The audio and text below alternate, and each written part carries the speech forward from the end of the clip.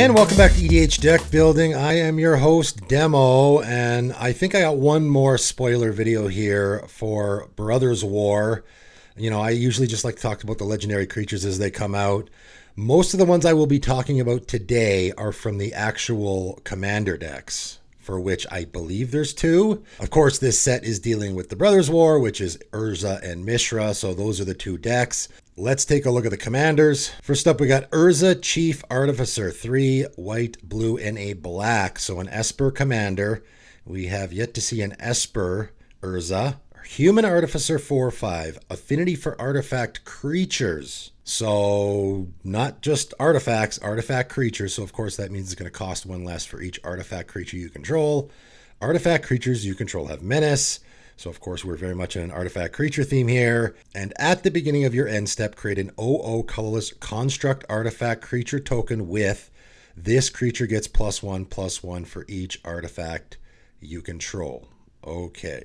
So 6 mana is a lot, first of all. It does have the affinity for artifact creatures. It's very easy to get a few artifact creatures in play. You know, like I would probably go with, you know, you have obviously Sad Robot and stuff like that. Utility creatures that will get you stuff. Pilgrim's Eye, I can play it.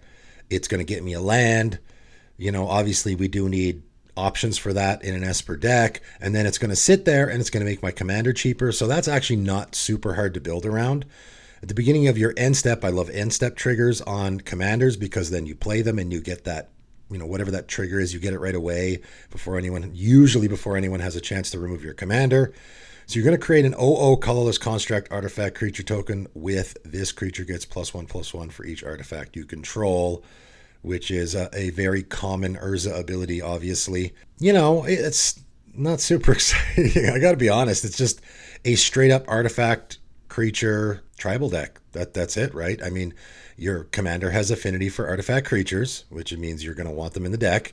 You're giving your artifact creatures menace, which is, you know, some ability that you give to your tribe, obviously. And then you're just creating a artifact creature on your end step. So yeah, there's really, I mean, honestly, other than the insanely obvious, I'm going to do artifact creature tribal theme here, which is not great. As I've said many times already throughout this set, artifact creature tribal is a really tough tribe to build around because it dies to all of the creature removal and dies to all of the artifact removal. So if you build an army of artifact creatures, you can get completely blown out by a Vandal Blast or a Bane of Progress, and then you also get blown up by the board wipes, right? So it's a tough one to build around. Spitting out a token every turn, that on its own is kind of good. You know, you can just spit out that token, use it for other things. You can also do, you know, I guess populate. There's not a lot of populate in Esper colors, I don't think. Maybe a little bit. There's also, I guess, Anointed Procession that can speed the process up here.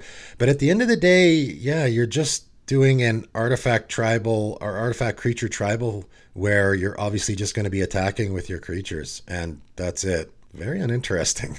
All right, let's take a look at Mishra. Mishra, Eminent One, and I have been way more impressed with the Mishras so far than the Erzas. Pretty much every Erza I've seen now is just like, okay.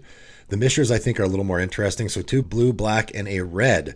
So a Grixis Mishra and Human Artificer 5/4. At the beginning of combat on your turn, create a token that's a copy of target non-creature artifact you control, except its name is Mishra's War Form, and it's a 4/4 construct artifact creature token in addition to its other types. It gains haste until end of turn. Sacrifice it at the beginning of the next end step. So once again, already way more interesting than the Erza, I think. So you're going to choose a non-creature artifact you control and turn it into a 4/4 construct. It's more than just turning it, though. You're creating a token copy, though. So, I mean, even just something like an Ichor Wellspring, right? I have an Ichor Wellspring in play. At the beginning of my combat, I'm going to create a token that's a copy of that non-creature artifact. It comes into play. It is entering the battlefield, the token copy, so I get to draw a card. It becomes a 4/4 creature. It's going to gain haste, of course. I get to swing with it right away. Don't really care if my opponents block or not. And then I'm going to sacrifice it. And again, the very important wording there is sacrifice at the beginning and step. There's a ton you can do there. So now I'm going to sacrifice my Ichor Wellspring. I'm going to draw a card because it is actually dying, right? Or going to the graveyard, it's not getting exiled like a lot of the token copy creation stuff does. So that's fantastic as well. So just tons that you could do here. Again, just Ichor Wellspring, Mycosynth Wellspring, any artifact that has an ETB or a leaves the battlefield or goes to the graveyard trigger is going to be fantastic here. Every turn you can just create a token copy, fling it at your opponents. You still have the original as well, right? Again, you're not just turning that artifact into a creature, you are creating a token that's a copy of it. So the populate thing also works here, and I think you're going to have a little bit more populate options in because you have the red. You are sacrificing it at the beginning of the next end step, so that means on your second main phase you can do something with it before it gets sacrificed. You can sacrifice it to some other effect. You can Goblin Welder it. Goblin Welder that token copy of your Ichor Wellspring, draw a card, get the Mycosynth Wellspring out of your graveyard and put that back into play. Just tons of value, tons of neat little things you can do here. This is a good one. Way better than the Erza, in my opinion. Way more interesting. A lot of different directions you can go with it. I like it a lot. All right, let's take a look at some of the alternate commanders. So we have Thanos, Solemn Survivor, 1 in a blue, Human Artificer, 1/3. Pay 2 and tap, create a token that's a copy of up to 1 target artifact token you control, and mill 2 cards. Okay, so you're creating a token that's a copy of up to 1 target artifact token. Boy, that's very specific, right? It has to be a artifact token. The milling 2 cards is interesting. It, I imagine, plays into the next ability, which is an Esper ability, which means this is an Esper commander. So 1 white, blue, and a black, and tap. Sacrifice 2 artifact tokens. Again, very specifically, they have to be artifact tokens. Exile an artifact or creature card from your graveyard. Okay, so that's all the activation, right? Again, you have to see where that colon is. Very important. The activation of this ability requires 1 white, blue, and a black, so 4 mana, and tapping, and sacrificing 2 artifact tokens, and exiling an artifact or creature card from your graveyard. That is a whole lot that you have to pay for this ability. It better be good. Create a token that's a copy of the exiled card, except it's an artifact in addition to its other types. Activate only as a sorcery. Okay, so it feels very similar to an Oscar, doesn't it? Sort of, except you're exiling an artifact or creature card from your graveyard. Okay, so now I can, I don't want to do artifacts here. I want to do, so this is the ability you're not going to do any artifact anything with this deck, really, I don't think.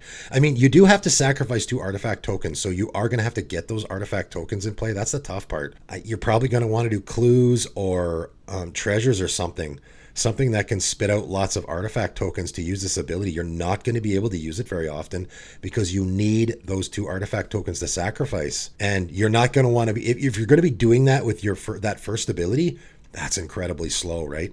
Because now on my turn, I have to, once I've already created a token copy of an artifact, I have to copy it with my commander. I mean, obviously you can use untappers here, but now we're getting into the situation where I got to use a whole lot of mana as well. Then I probably have to wait the whole next turn. Now I can sacrifice those 2 again, I can use the Ichor Wellspring here. That's a whole lot of value. I make the Ichor Wellspring, I draw a card, then I sacrifice both of them, draw 2 cards. That's good value, but that's a whole lot of work, right? And obviously, I don't even think you want to exile an artifact here. You want to exile a creature. This is where, if you're going to get some value out of this ability, what you're going to want to do is you're going to want to throw a giant creature in your graveyard. And unfortunately, you probably don't want it to be a legendary creature, right? The Elishnorns and the Avacins and the Razaketh and all those great creatures you probably don't want to do here because you're going to want to create a token copy of it, right? So what you're going to want is you're going to want a, Massacre Worm, let's say, for example. Okay, great creature. So I have a Massacre Worm. It's in my graveyard. I exile it from my graveyard, create a token copy of that card. So I'm going to get a token copy of my Massacre Worm. Again, The token doubling effects like Anointed Procession are great here. Populate effects, whatever. It comes into play. All my opponent's creatures get -2/-2, except it's an artifact in addition to its other types. So then, of course, I can use that first ability on it. And on my next turn, or if I'm able to untap my commander, I can create a token copy of the Massacre Worm that I just created, do it again. And I can keep doing it. And that's why a creature like a Massacre Worm with an ETB is really, really great here. Massacre Worm's a great example. I'm glad I thought of it. So now, every single turn, I can keep creating token copies. And again, if you can untap, now if I have a Fate Stitcher or a 1,000-Year Elixir or something, I can create a token copy of my Massacre Worm. All my opponent's creatures get -2/-2. And don't forget about that last ability on the Massacre Worm where all your opponents are, when your opponent's creatures die, they lose 2 life, and they all double up. So now if I have 2 Massacre Worms in place, in play, all my opponent's creatures, when they die, they lose 4 life. Then I untap my commander, create another token copy of it, right? I can keep going. So now every time I create a new token copy, if I can do it on the same turn, my opponent's creatures are going to get another -2/-2, and now they're going to lose 6 life when their creatures die, and then 8, and so on and so forth. So I think that's probably, like, Massacre Worm is just a perfect example here of a creature that you want to be doing this with.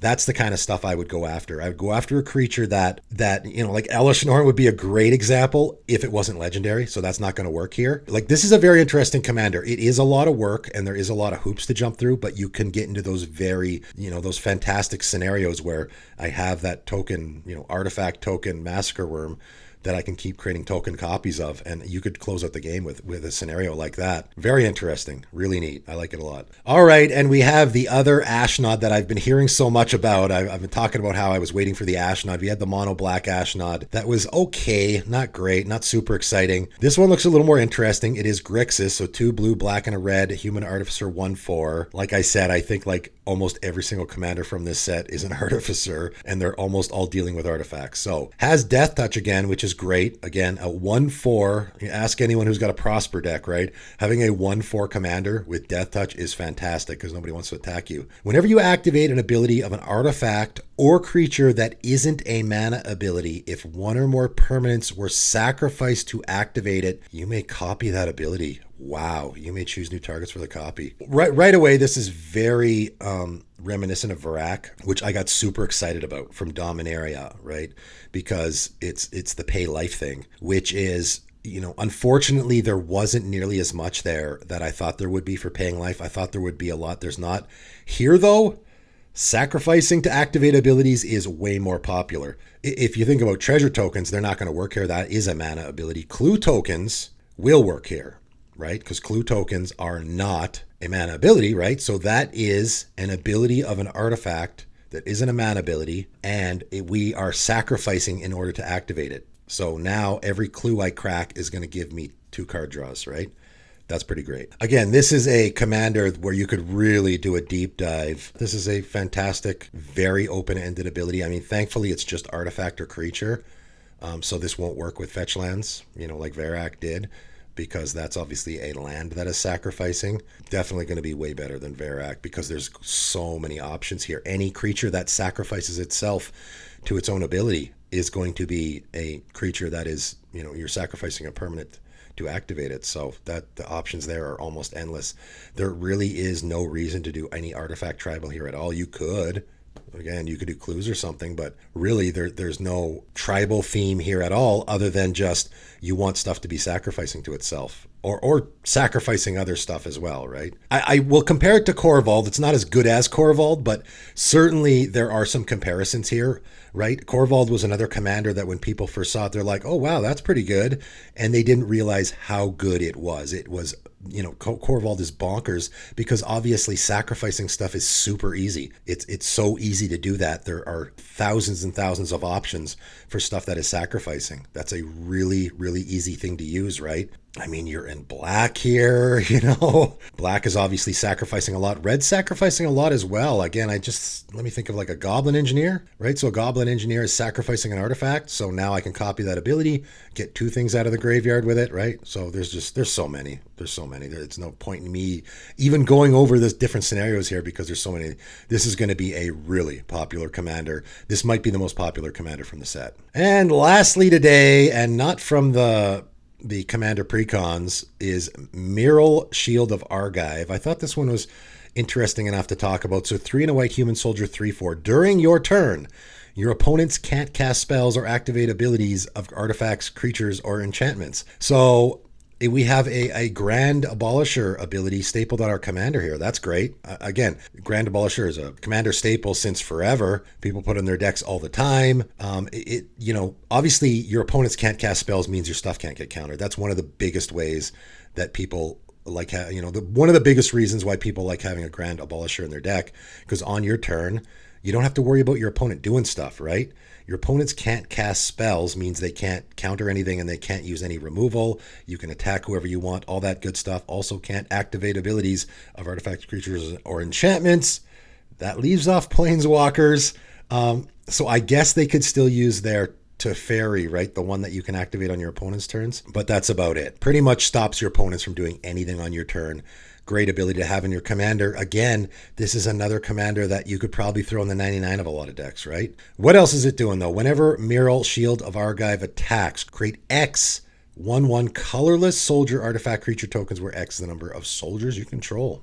So that's really good. Is that, I'm thinking of Adeline now. Is that better than Adeline as far as, so even if I just have my Mural in play, because that's a soldier, right? My commander's a soldier. So when my Mural attacks, I'm always going to get at least one of these tokens because X is the number of soldiers I control and I control 1. Man, this gets out of hand fast because, of course, again, I don't want to go too crazy here and compare it to Najeela, but very similar there, right? I mean, where it doesn't care, like I attack with my Mural. I mean, say I have just one other soldier in play. Man, now I can attack with my Mural. I'll create 2 soldiers. The next turn, now I have 4 soldiers in play, assuming I haven't played any more. Now when I attack, I'm going to create 4. So again, very similar to Najeela, where things can get out of hand really fast here. Now, I'm not saying this is anything like Najeela. It's not. The fact that your opponents can't do anything on your turn's pretty good, though, right? That's something that a Najeela player would probably love to have, where they could just go off and not have to worry about their opponents casting a Settle the Wreckage or a Aether Spouts or something like that. That's another thing you don't have to worry about here. You can just attack, with abandon and not have to worry about effects like that interfering. This is pretty good. I mean, I think everyone really liked Adeline a lot. I wasn't that high on her. I think this is better. I think this is better than Adeline because, even if it's very easy to get soldiers in play, right? Also, there's a ton of soldier tribal support. And also that first ability is really, really good too, not allowing your opponents to do stuff on your turn. So I can very easily get like 4 or 5 soldiers in play. So the very first time I attack with my Mural, I'm already cranking out 5 tokens. Am I reading this wrong? When it attacks, create X 1/1 colorless soldier artifact creature tokens where X is the number of... No. No, they are artifact... Again with the artifact creature thing, so they do die a little bit easier. Okay. But still, you're in white. Very easy to protect your team. Flawless maneuver, Teferi's protection, all that good stuff. So you have to worry about that a little bit less, right? If I'm doing artifact, and I guess this is a little bit of a... giving Erza a little bit of a pass here. If you are in artifact creature tribal, I want to be in white, right? Because white is the best color at protecting your team, so I don't have to worry about the blowout nearly as much. I think I probably would put this in my Benny Brax deck because it's it's a card making tokens. So usually whenever a card is making tokens, it gets consideration for my Benny Brax deck. This is one that could be really, really popular. Could be, or maybe not. Hard to say. All right, that's it for today. 5 more really interesting commanders from Brothers War. That is probably the last spoiler video I'm going to be doing. But of course, I will also be doing likely the best commanders from the set, and then also the top 99 cards from the set as well. So stay tuned for that. That is it for today, though, and thanks for tuning in.